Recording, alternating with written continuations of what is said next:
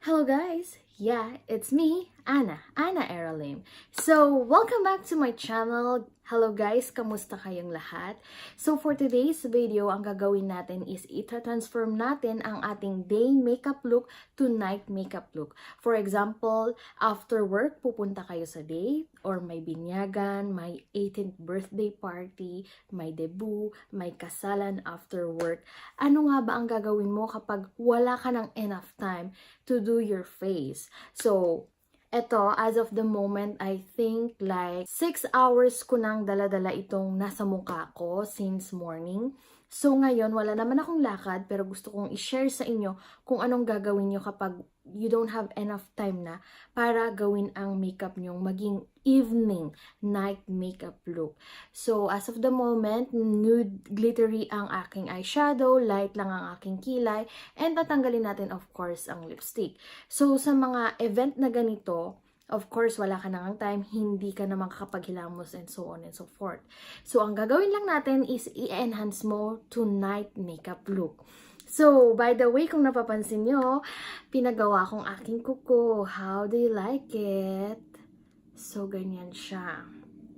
Maganda ba, guys? Mahilig kasi ako sa mga pink nude. Purple sanang papagawa ko, but then again, sinuggest ng kasama ko na mas maganda ito.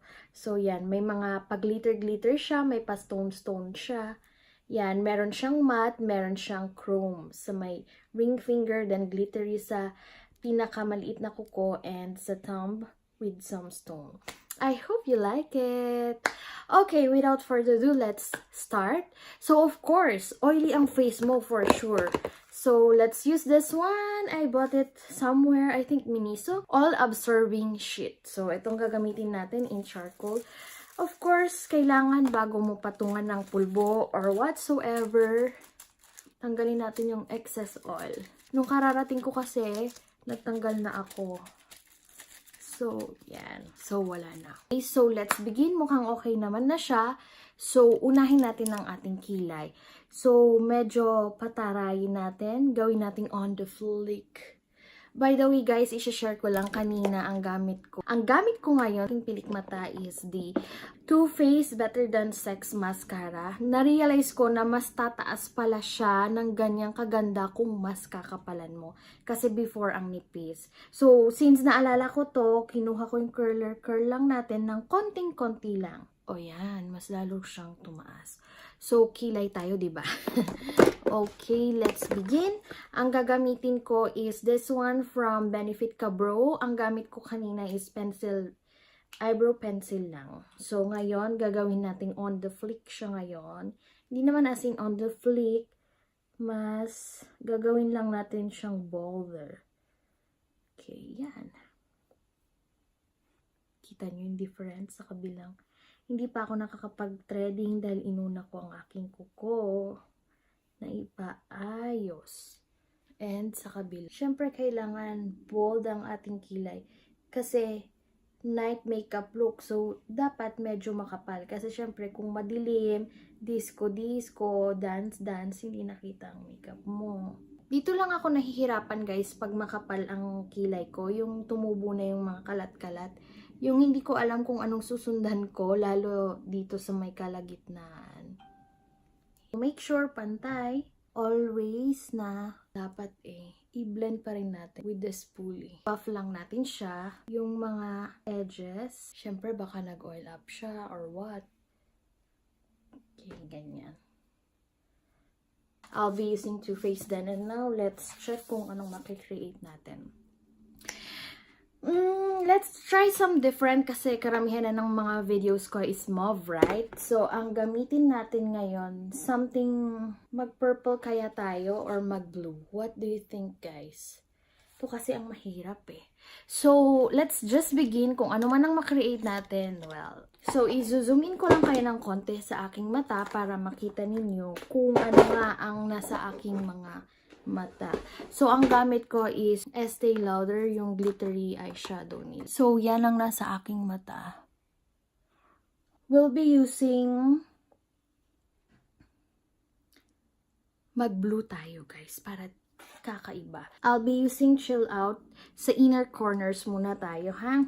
Then, Tsaka natin i-darken dito. Since may nasimulan na nga tayong previous na eyeshadow. So, let's start. Alam nyo ba guys, kanina magpapa-eyelash lift sana ako. Sabi ko, sayang yung mascarang nilagay ko. So, sundan nyo lang kung ano yung dati. More. Parang medyo dry yung blue dito sa palette. Usually, naman medyo cream yung glitter.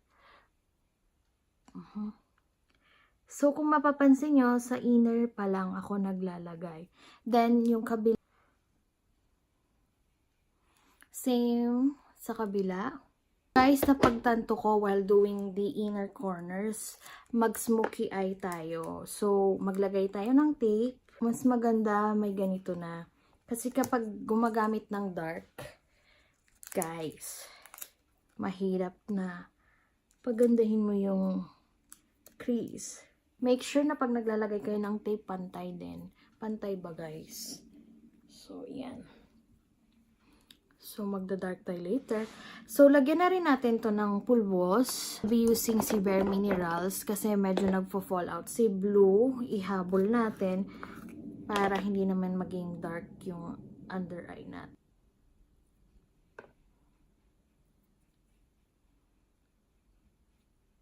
Kumbaga, i-bake muna natin. Yan ang ginagawa ng iba. Secret nila para hindi mangitim yung eye bags nyo. Lalo pag natapos na ang concealer nyo at na-set nyo na siya. So, balik tayo sa palette natin. Using the blue pa rin. Yan natin, guys. So, huwag kayong mag-alala kapag kalat siya, ganyan. Of course, mamaya, i-clear natin yung edges. Is-smoothen out. Okay, now, next. Kuha na tayo ng blending brush. Take natin si Olala. Parang hindi siya nagkulay. Gamit tayo ng ibang brush. Taking this brush. Olala parang hindi nagkukulay. Parang hindi nga nagkulay. Nakita niyo? So, sa outer tayo maglalagay. Outer B, guys, ha? Then, i-blend natin later. Okay, ngayon, using the blending brush, ikuan muna natin yung blue. Pa-smoothen out natin ng... Nagkamali ako, guys. Madumi pala siya. I-blend natin yung labas. Guys, huwag kayong mag-alala. Gagawa natin ang paraan yan. Okay, ngayon, kuha tayo ng clean brush para yung pumalpak na ginawa ko malinis. Although nahabol naman.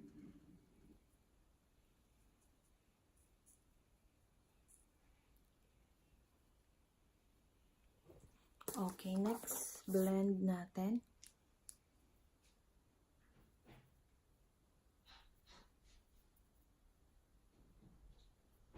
Then, going inwards. Dagdagan natin yung blue part.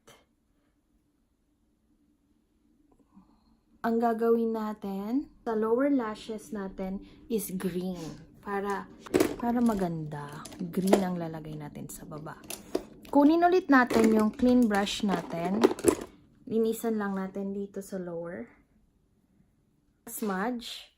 Kunin natin si green, si Lost Boys sa lower lashes.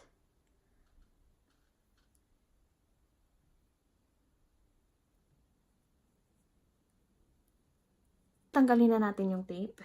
Tingnan natin kung ano itsura niya. Kita nyo, hindi na kayo mahihirapan mag-blend. Lalo pag smoky. Yan! Ang ganda. Then, kuha tayo ng fluffy brush. Clean lang natin to. Ayun na, okay na siya. Kuha tayo ngayon ng... Kita nyo. Ganda. Kunin natin si Bare Minerals. Siyempre, hindi maganda na kanina naka-makeup ka na, tas dagdag ka pa ng dagdag. Using fluffy brush. There. Tap the excess. Padaanan mo si under eye muna. And then the excess all over the face. Para yung nag-oil up kanina, matanggal. Pwede rin kayong gumamit ng mattifying powder, setting powder, anything. Basta powder. Pero, wag nyong dadamihan, okay? Blend ulit natin si kilay. Next, let's go with the blush. Nars Orgasm. Kasi medyo may shimmer ito. Contour pala tayo. So, of course, si Hoola natin ng Benefit. Yan ang gagamitin natin. Make sure na hindi porke night makeup look to super kapal na. Make sure na maganda pa rin siya. Okay? I-maintain na maganda.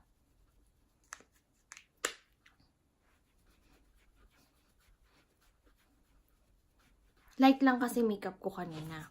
Then next, I'll be using si Nars. Using same brush. Okay, that's so lovely.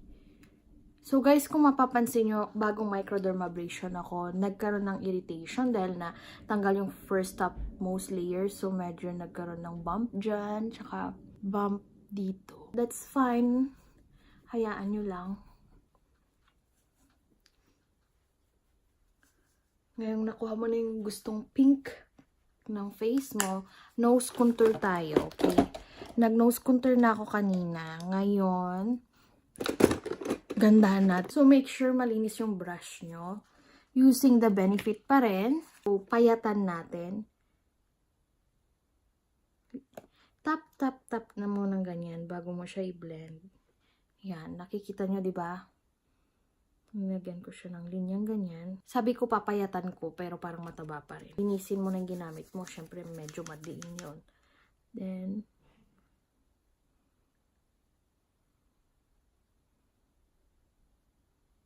yan. Ganun, girl. Pilipino-Pilipino pa rin ang nose. I like that. Dito medyo hindi madiin. Dagdagan natin. Don't forget dito para may connection. Make sure din na hindi naman over contour na super halata. Pat konti-konti lang. Next, highlighter tayo. I'll be using Vice Cosmetics. Tip of the nose muna. Then, kuha tayo ng another brush para dito sa brow bone natin. Then, the rest. Gandang-ganda ako. Para pag nasinagan ka ng ilaw sa party, sa picture, pak na pak. Okay. Ngayon, ang lips natin, syempre, papalitan natin. So, makeup remover. Anong kulay ang maganda? Medyo nag-dry ang lips ko ngayon. And by the way, nabura ko na siya. Vice Cosmetics ang gamit ko. Parang ang kon lang sa Vice Cosmetic nakaka-dry.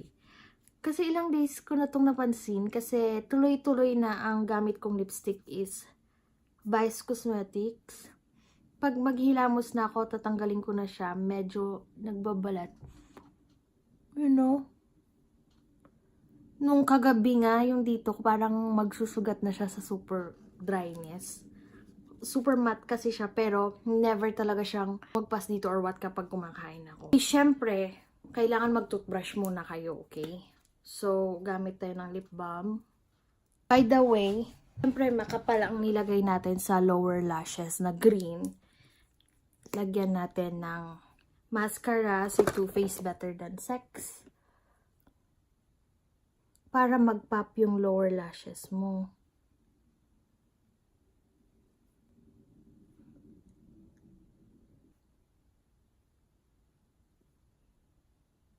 Dagdagan natin upper lashes.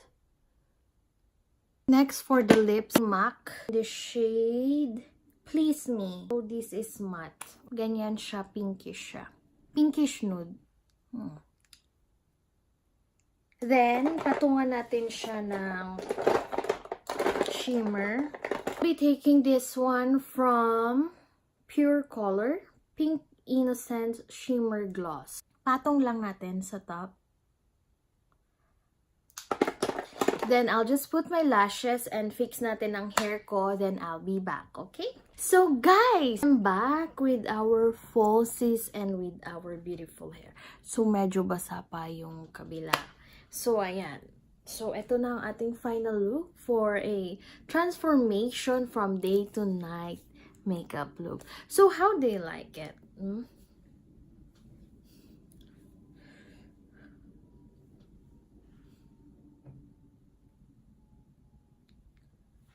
do you like it?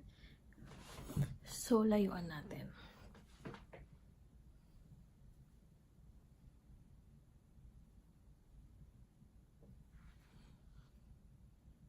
So, of course, you have choice. You can use pink or any colors that you want. But since we have a very heavy, dark eye makeup look, so I choose pink. So, how do you like it? And with my beautiful nails. Yes. Okay guys, I hope you enjoyed this video. Please don't forget to like, comment down below, and share this video with your families and friends. And please subscribe to my channel. You can follow me on my Twitter and Instagram. Just search Anna Eralim. And please, for more videos, more makeup tutorials, some cooking, and others, check my channel. So thank you again for watching, and I'll see you on my next one. Bye! Mwah!